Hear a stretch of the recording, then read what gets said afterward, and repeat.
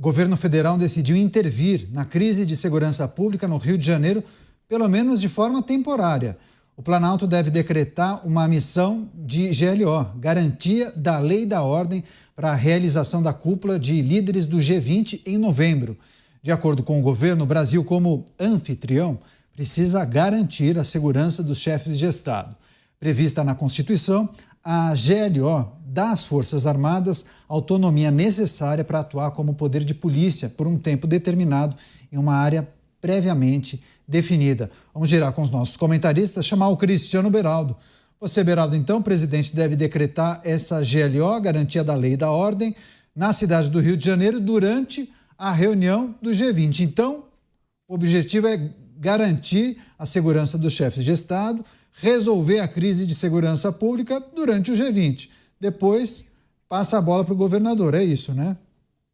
Olha, Caniato, na verdade, GLO já esteve, acho que até já está, ainda está em vigor no Rio de Janeiro e se mostrou, em todas as oportunidades, incapaz de garantir a lei e de garantir a ordem. E nesse evento do G20, o que vai garantir a lei e a ordem não será a decretação da GLO, será o trabalho da Polícia do Rio de Janeiro, que, apesar das limitações que tem, sobretudo em razão da limitação imposta pelo Supremo Tribunal Federal de fazer operações em comunidades desde a pandemia, está em desvantagem em relação ao crime. Mas o Rio de Janeiro tem um histórico de grandes eventos que transcorrem sem problemas relevantes, porque o crime entende que ele não quer esse tipo de visibilidade.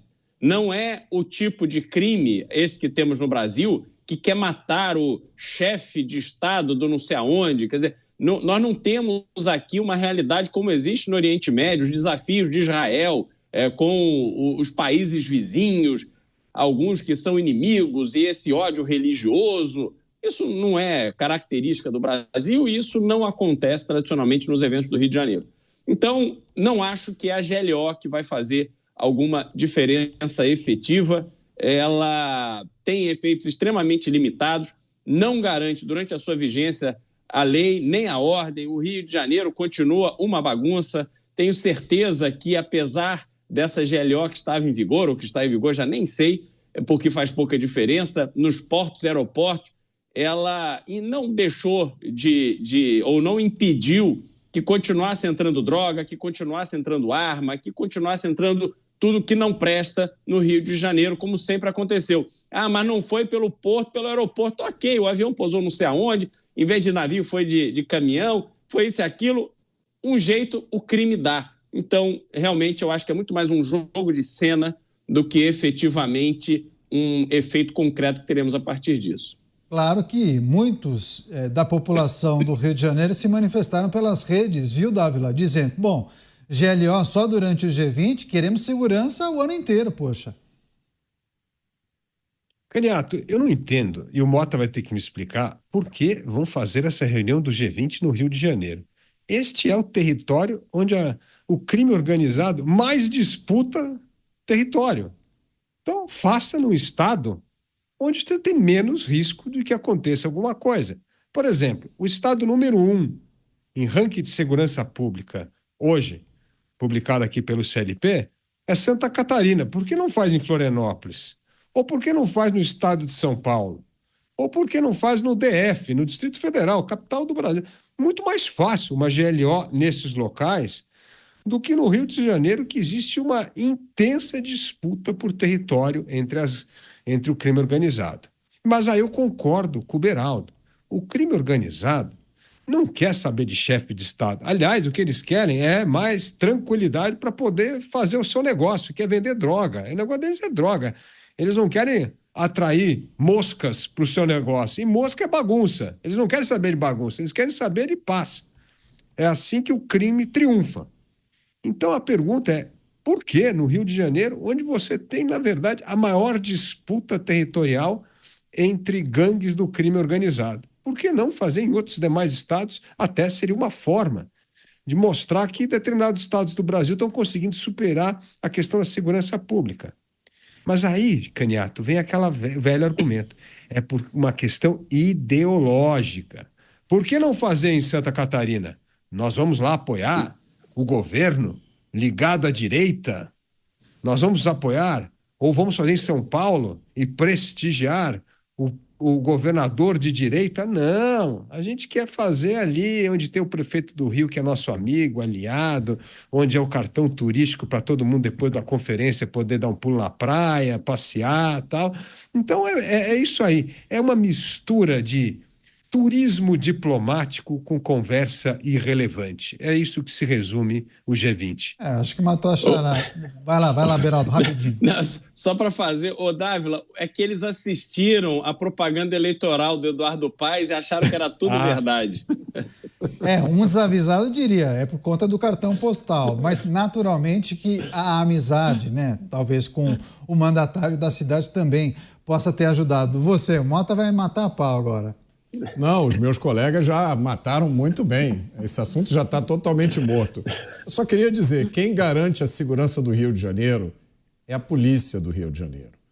A mesma polícia que enfrenta inúmeros obstáculos, entre eles a DPF 635, uma decisão judicial que determinou a suspensão das operações policiais no Rio, para não atrapalhar a pandemia. A decisão é de junho de 2020.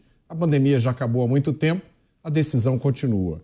Os bandidos do Rio de Janeiro estão construindo fortalezas, comprando armas, munições e até treinando. Cristiano Beraldo matou a charada. Em geral, em eventos como esse, a bandidagem entende que é melhor ficar quieta. É a autocontenção das facções. É isso que garante a segurança nesses eventos. Muito embora esse seja um acordo frágil. Na semana passada, ocorreu um evento grave no Rio de Janeiro, que o governador Cláudio Castro classificou de terrorismo. Ele tem razão. Quando reagiram a uma operação policial, bandidos, traficantes de uma facção, decidiram atirar nas pessoas que estavam passando na Avenida Brasil. Uma avenida de grande movimento, uma das principais artérias do Rio de Janeiro. Entendam o que aconteceu. A polícia veio por um lado, os bandidos atiraram para outro lado com o objetivo de atingir os cidadãos que estavam indo para o trabalho. 3 pessoas morreram. Isso foi um atentado ao Estado democrático de direito, para usar uma expressão que está muito em voga no Brasil. Ficou por isso mesmo. As restrições às operações policiais no Rio de Janeiro continuam como antes. Mas eles vão fazer uma GLO durante o G20. Pois é, algumas manifestações aqui, Beraldo, lembrando justamente daquele evento com pessoas ligadas à área da saúde, em que 3 pessoas acabaram perdendo a vida numa ação atrapalhada, a princípio, daquela organização, mas que no dia seguinte, ou 2 dias depois, a própria facção acabou resolvendo e liquidando aqueles integrantes por conta da atrapalhada, né? Porque eles acabaram matando outras pessoas que não tinham nada a ver com o acerto deles com uma gangue rival. Era isso. Enfim, só uma pessoa lembrou desse episódio dizendo que, de fato, em grandes eventos isso não acontece, mas aconteceu naquele episódio, salvo engano, na Barra da Tijuca. Foi, né, Mota? Foi na Barra da Tijuca. Barra da Tijuca.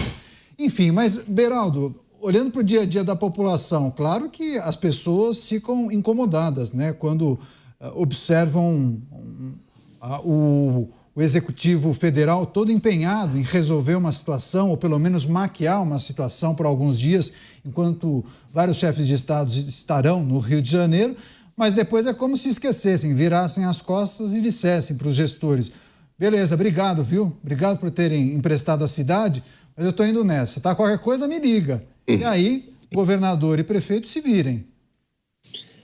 Na verdade, eu já estive no Rio de Janeiro em alguns desses eventos, desde a Rio 92, acho que é o primeiro grande evento que eu me lembro. Eco 92. Eco 92, exatamente. Foi uma mobilização gigantesca na cidade.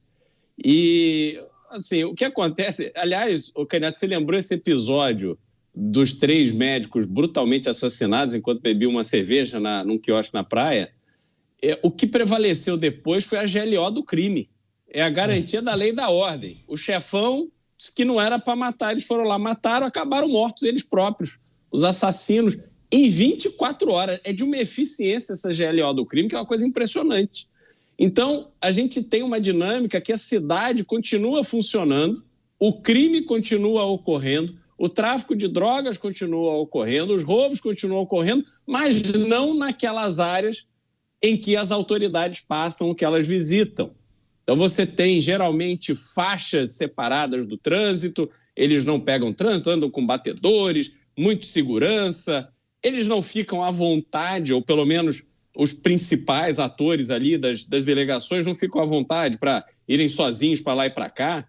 Tem todo um esquema de segurança, visitas combinadas com ônibus específicos e tal, que é justamente para deixá-los com a impressão que esse ambiente controlado é o Rio de Janeiro, mas, na verdade, esse Rio de Janeiro só existe para eles, para poucos abençoados, porque o resto da população vai continuar registrando furto, roubo, tentativa de estupro, tráfico de drogas, isso tudo vai continuar acontecendo, mas na rua de trás, não vai acontecer ali na rua onde eles estão passando. E aí é essa obra de ficção que eles conseguem fazer, já demonstraram isso com muita eficiência, e a notícia que vai é a notícia de que está tudo bem, que deu tudo certo. Por isso que ficam repetindo, né? Aliás, eu ouvi esse argumento hoje, não, acho que foi o secretário do Ministério da Justiça, usando esses exemplos. Não, veja, o Rio de Janeiro faz grandes eventos, tem muita experiência nisso e tal, mas funciona por causa desse arranjo e está tudo bem para todo mundo. Não muda o Rio de Janeiro, continua exatamente igual. Depois que sai essa estrutura, é o que você disse, o governador e o prefeito é que se virem, a população que sobrevive e paga a conta. Pois é, e naturalmente as pessoas que irão participar desse evento, essa cúpula do G20, vão ficar hospedados em um hotel, possivelmente com toda a segurança, ali na Zona Sul, e vão com um carro blindado para o centro de exposições, para o local escolhido para a reunião, para os debates, para os simpósios. Então, não é que essas pessoas vão tranquilamente caminhar por todos os bairros do Rio de Janeiro, né, Mota? É importante a gente explicar essa dinâmica, porque trata-se exatamente desse ambiente controlado, inclusive com integrantes, sei lá, da Força Nacional ou do Exército, monitorando todo esse caminho desses carros oficiais, né? É uma das coisas que mais me causa indignação, Caniato, porque eu moro numa rua que é o caminho dessa turma. Eu fico vendo da janela aquelas motos maravilhosas, aquele batalhão de carros oficiais passando, eles fecham as ruas, né? Ninguém, o cidadão comum tem que ser enxotado e vem os ungidos, como dizia o Thomas Sowell. E é exatamente como você falou, essa reunião podia acontecer no Japão. Faz no Japão, uma sala fechada, bota uns pôsteres do Rio de Janeiro, que o efeito é o mesmo. Nenhuma dessas figuras vai andar pelas ruas, nenhuma delas tem a coragem de ir à praia no Rio de Janeiro. O Rio de Janeiro aí é apenas uma desculpa. Há muitos meses que a cidade está cheia de cartazes anunciando o G20. G20 vai acontecer.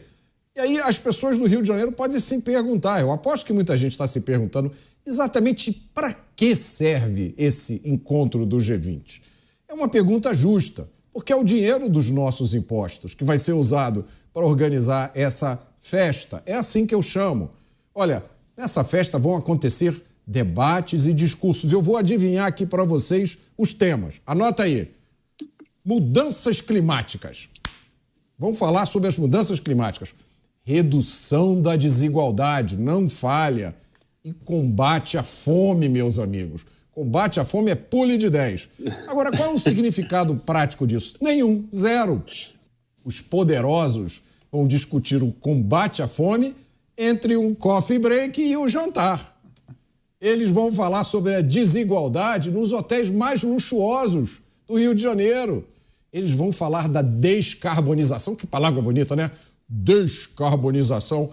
Mas eles vêm para a reunião a bordo de jatinhos que jogam centenas ou milhares de toneladas de carbono na atmosfera.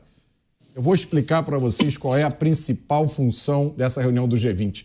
É aquela fotografia, sabe aquela fotografia onde ficam todos os grandes líderes mundiais, um ao lado do outro, e aí tiram aquela fotografia?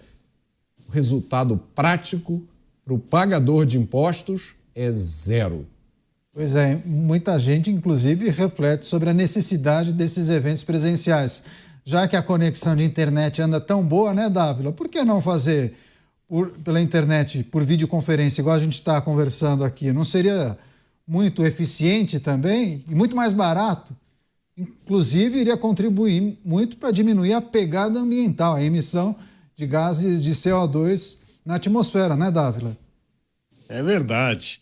Aliás, essas reuniões só é possível tirar proveito por duas coisas. Primeiro, não é pela fotografia, mas pelas conversas paralelas. Então, o cara vem aqui para ter um monte de acesso a chefe de Estado, que, por exemplo, para você conversar com o chefe de Estado de outro lugar, tem que ter a diplomacia do país, arrumando todo o ritual para que aquela visita se realize. De repente, no G20 aqui, pô, tá no quarto ao lado, no hotel, pede uma entrevista e consegue ter uma conversa paralela. Essa sim pode sair alguma coisa mais concreta. Andar um acordo, resolver uma desavença, tirar alguma barreira tarifária ou burocrática que está atrapalhando ali as relações de um determinado produto. Ali, então, tem algumas coisas nessas conversas paralelas. Não é na fotografia, como bem disse o Mota. A segunda coisa é que essa reunião é um desperdício de dinheiro e de tempo, porque o Brasil não tem uma pauta. O Brasil poderia usar essa reunião como um fórum para, pelo menos, provocar uma discussão sobre algo importante. Mas nós não conseguimos fazer isso. Nós não temos pauta nenhuma.